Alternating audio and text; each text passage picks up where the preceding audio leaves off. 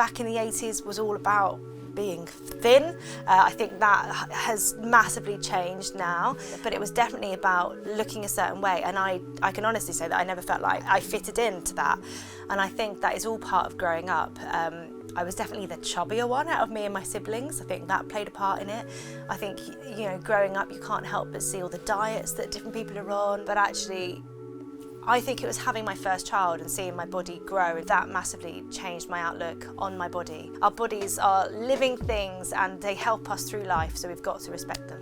I mean, I would say the biggest shock was going from none to one. That was, you know, your whole life changes. I think 2 to 3, I learned to enjoy it a lot more. It goes so fast, you've got to enjoy it while it's there. And I think by the time we hit the 3rd, it was a case of, you know what, I'm going to sit down and just enjoy snuggling with my baby. I'm not going to worry about getting all the chores done or all those other bits, because actually this is so fleeting. I used to think that my me time was going for a walk with Tom and the kids, and then I've realised that that's ridiculous, that actually me time does have to be away from all of those the stresses and strains that come from motherhood essentially, but actually there's something completely different about going out on a trek like I do with Copperfield on your own, and you know, a place where there's no responsibility, and I think that's missing when you go out with other people. I think stuff happens in life and it is difficult and it's challenging to get through, but ultimately those experiences make us who we are. I feel like a lot of the time we feel like we're the only one experiencing things, and actually once we vocalise it and open up, we realise that so many other people are feeling the same. You know, there are different pressures now to what we had growing up, but at the same time there's a lot more help out there as well. There's a lot more communities that are talking about things that just simply weren't there.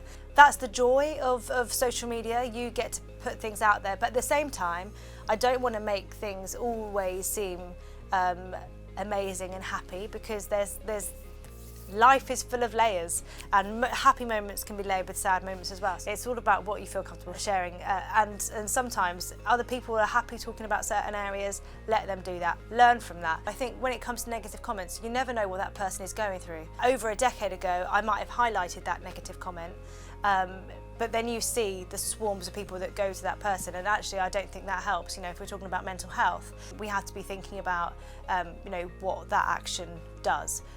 So you know, I think sometimes people take their anger out on social media, and it's up to us to kind of go, you know what, there's a block button, there's a restrict button. It doesn't need to be that, so we can make it a little bit kinder, I think. Thank you, Giovanna. Thank you. Thank you very much. Thank you.